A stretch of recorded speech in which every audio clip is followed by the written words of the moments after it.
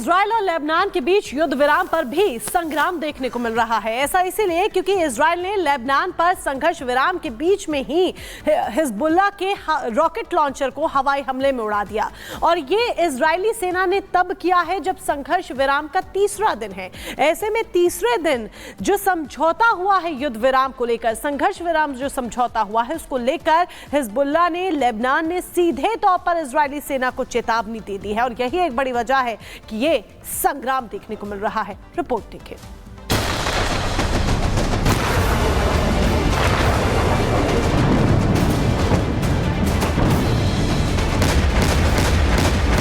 Israel भले ही जोश में सीज फायर की डील पर हामी भर चुका हो, लेकिन वो उसी जोश के साथ इस डील का उल्लंघन कर रहा है।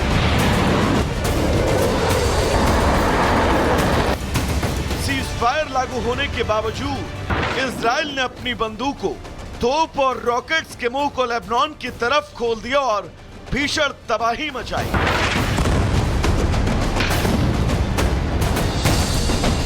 इजरायली एयर स्ट्राइक से लेबनान में सब कुछ अस्त व्यस्त है।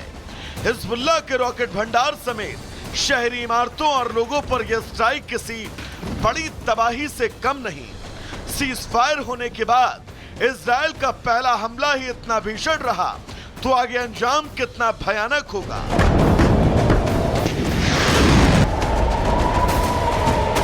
लेबनान पर हमले के साथ ही इजराइल ने गाजा में भी कई घातक हवाई हमले किए।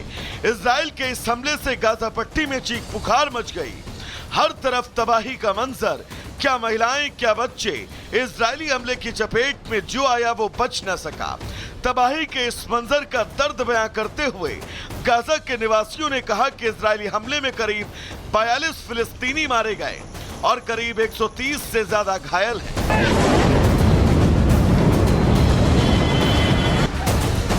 गाजा से सटे खान यूनुस शहर में हुए हवाई हमले में एक बच्चे समेत कम से कम 5 फिलिस्तीनी मारे गए और हमले में एक मस्जिद के पीछे विस्थापित परिवार को आश्रय देने वाले एक टेंट को निशाना बनाया गया।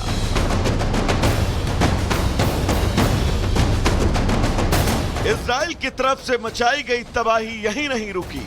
गाजा शहर के दक्षिण में एक 5 मंजिला इमारत को निशाना बनाकर हवाई हमला हुआ, जिसमें एक युवक की मौत हुई और इजरायली बलों ने मौके पर पहुंच रहे पैरामेडिक्स की टीम पर भी गोलीबारी की।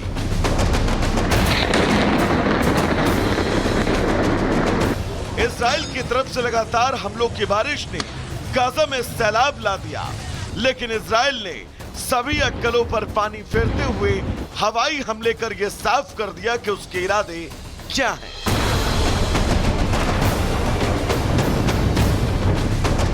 नेतन्याहू अपनी कसम के लिए किस हद तक जा सकते हैं, ये इन हमलों से समझा जा सकता है। हिजबुल्लाह नेता इजरायली बलों पर आरोप लगाते हुए कह रहे हैं कि इजरायली दुश्मन बॉर्डर पर बसे गांवों में लौटने वालों पर भी हमले कर रहे हैं।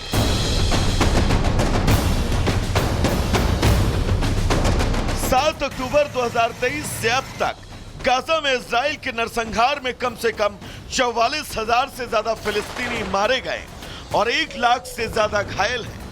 वहीं लेबनान में गाजा में युद्ध शुरू होने के बाद से इजराइल के हमलों में कम से कम 3,960 लोग मारे गए और 16,000 से ज्यादा घायल हैं। Bureau report, Republic Bharat. और चलिए अब बात करते हैं फिंगल चक्रवात की। जी हाँ, तमिलनाडु और केरल में चक्रवात फिंगल का कहर जारी है और लगातार देखिए चक्रवात तूफान की वजह से, फिंगल की वजह से जिस तरीके से हालात बने, भूस्खलन और इसके साथ साथ भारी बारिश हुई, जिसकी वजह से कई लोगों की जान भी जा चुकी है। मोनिका, बिल्कुल काफी नुकसान यहाँ पर हुआ है। लोगों के घरों में पानी भर गया है, सड़कों पर पानी भर गया है। तटीय क्षेत्रों के आसपास जो लोग हैं उनसे उनके घर खाली करवा दिए गए हैं। अपील की गई है कि आप तटीय क्षेत्रों के आसपास बिल्कुल भी ना जाएं, क्योंकि लगातार समुद्र से ऊंची लहरें उठ रही हैं, भारी बारिश हो रही है, तेज हवाएं चल रही हैं। एनडीआरएफ और एसडीआरएफ की टीमें मौके पर तैनात हैं।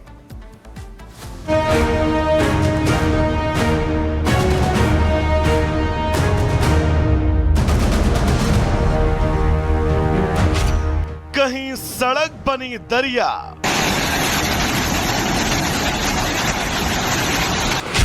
कहीं आसमान से आया सैलाब। चक्रवात फिंगल का कहर। हर तरफ तबाही का मंजर। तमिलनाडु समेत दक्षिण भारत के कई राज्यों में चक्रवात फिंगल कहर बरपा रहा है।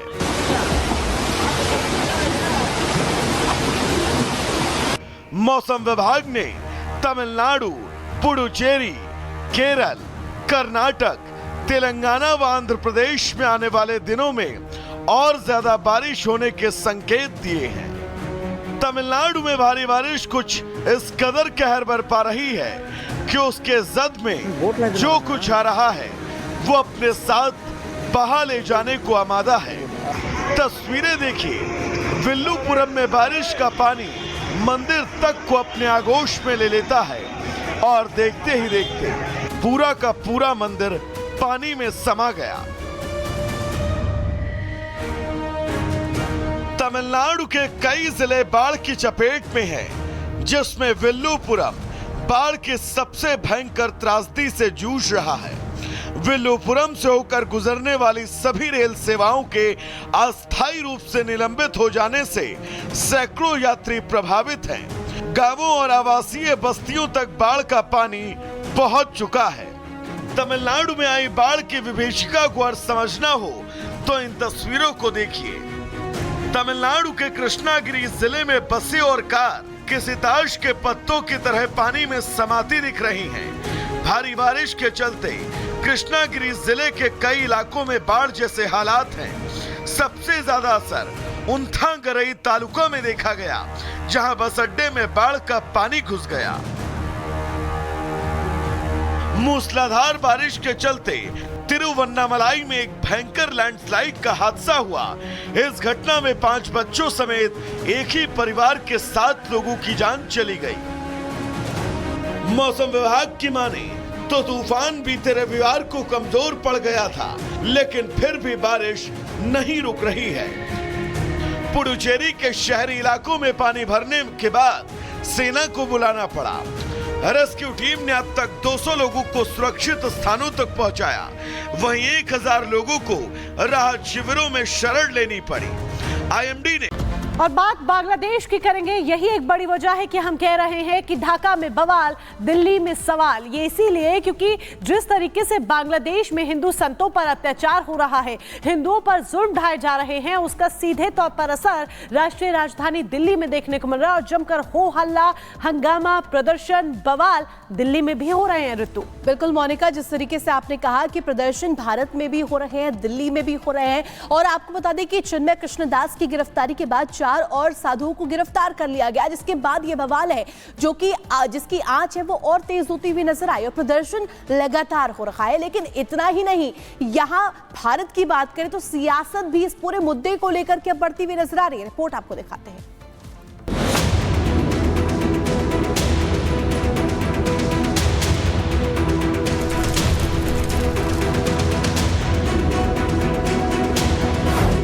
हिंसा की आग में बांग्लादेश, नहीं रुक रहा हिंदुओं पर अत्याचार, 4 और संत हुए गिरफ्तार। बांग्लादेश में हिंसा, दिल्ली तक आंच। पूरे बांग्लादेश में हिंदुओं का नामो निशान मिटा देने की साजिश के अध्याय लिखे जा चुके हैं। एक एक करके सीन पूरे किए जा रहे हैं। पूरा टोल किट इस साजिश को अंजाम देने में लगा है। कत्लेआम मचाने के लिए कट्टरपंथी सरेआम ऐलान कर रहे हैं, हिंदुओं का गला काटने की धमकी दे रहे हैं, लेकिन यूनुस सरकार आंखें मूंद कर बैठी है। बांग्लादेश में हिंदुओं पर अत्याचार को लेकर अब भारत में सरगर्मियां तेज हैं। यहां के हिंदू संगठनों ने बांग्लादेश की यूनुस सरकार के खिलाफ मोर्चा खोल दिया है। देश भर में तमाम हिंदू संगठन यूनुस सरकार के खिलाफ प्रदर्शन कर रहे हैं। वहीं बांग्लादेश में हिंदुओं पर हो रहे हमले को लेकर आज हिंदू सेवा ट्रस्ट दोपहर 12 बजे दिल्ली के संयुक्त राष्ट्र के दफ्तर के सामने प्रदर्शन करेगा। बांग्लादेश में हिंदू संत और इस्कॉन के पूर्व सदस्य चिन्मय कृष्णदास की गिरफ्तारी के बाद 4 और हिंदू संतों की गिरफ्तारी से हिंदुओं में गुस्सा है। अभी तक बांग्लादेश में 4 ब्रह्मचारियों को गिरफ्तार किया गया है। 2 दिन पहले जब चिन्मय कृष्णा प्रभु को दवा और प्रसाद लेके 2 ब्रह्मचारी गए थे, तो वो जब वापस आ रहे थे उनको पुलिस ने गिरफ्तार कर लिया और चिन्मय कृष्णदास के जो सेक्रेटरी हैं उनको भी गिरफ्तार कर लिया गया है। और हमारे एक इस्कॉन सेंटर में भी एक कल तोड़फोड़ हुई, तो ये दूसरी घटना है। एक शिवचर में मंदिर को तो बंद करा दिया था, लेकिन कल एक और मंदिर में जो उपद्रवी घुसकर वहां पर हमला करके बहुत तोड़फोड़ मचाई है। एक्चुअली पुलिस ने कोई रीजन नहीं दिया है और बस जस्ट अरेस्ट करके लेके जाती हैं और ये भी नहीं बताते हैं कि किस आरोप में अरेस्ट किया गया है। इसलिए आज पूरे जो इस्कॉन के भक्त हैं विश्व में, वो लोग अपने आप को बहुत ही असहाय महसूस कर रहे हैं कि हम लोग उनकी मदद नहीं कर सकते हैं। आज यानी 3 दिसंबर को चिन्मय कृष्णदास की जमानत पर फैसला आना है। एक तरफ बांग्लादेश में हिंदुओं पर हमले को लेकर कोहराम है, तो दूसरी तरफ भारत में इसको लेकर सियासत तेज है। पश्चिम बंगाल के मुख्यमंत्री ममता ने बांग्लादेश में हिंदुओं पर हमले को लेकर भारत सरकार से दखल की मांग की है।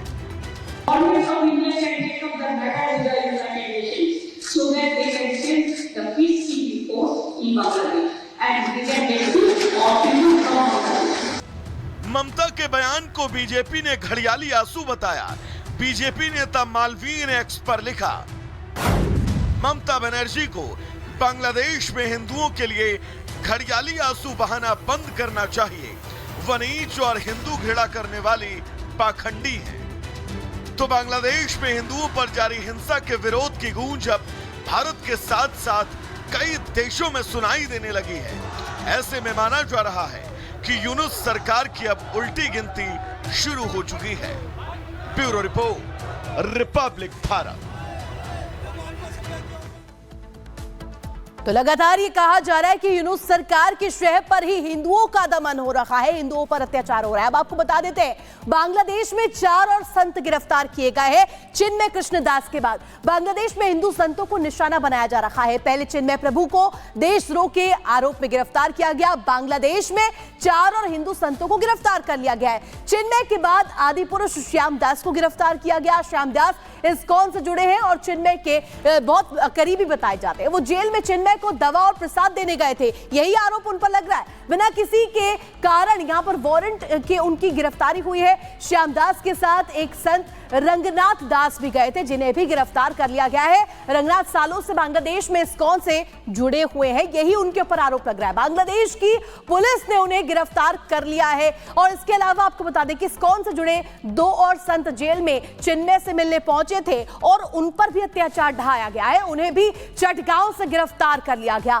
इस्कॉन कोलकाता के उपाध्यक्ष राधा रमण ने यह दावा किया है। राधा रमण ने क्या दावा किया है? 4 गिरफ्तार संतों की तस्वीर जारी की गई और पूछा कि क्या ये 4 आतंकी जैसे दिखते हैं? ये बड़ा सवाल चिन्मय प्रभु के निजी सचिव बताए जा रहे हैं। और इसके अलावा देखिए, दावा ये किया जा रहा है पुलिस उन्हें भी गिरफ्तार करेंगी और बांग्लादेश सरकार या पुलिस ने इस पर बयान नहीं जारी किया है। चिन्मय की जमानत पर आज यानी कि 30 दिसंबर को सुनवाई होनी है। यह लगातार कहा जा रहा है कि जो दमनकारी सरकार है वो हिंदुओं पर अत्याचार कर रही है, हिंदुओं पर टॉर्चर की टूल किट बन रही है। और पहला चरण आपको बता दें कि हिंदुओं को धमकियां दी जा रही है। 2 और धर्म परिवर्तन का दबाव यहां पर बनाया जा रहा है। अगर बात करें दूसरे चरण की, तो जगह जगह जाकर के मंदिरों पर हमले किए जा रहे हैं। कहा जा रहा है कि मंदिरों पर हमले कीजिए, घरों में मौजूद पुरुषों को टारगेट कर उनको मारो, ये सीधे सीधे यहां पर किया जा रहा है। चौथा आपको बता दें कि महिलाओं और बच्चों को टारगेट किया जाए, उन्हें अगवा कर लिया जाए, उनका धर्म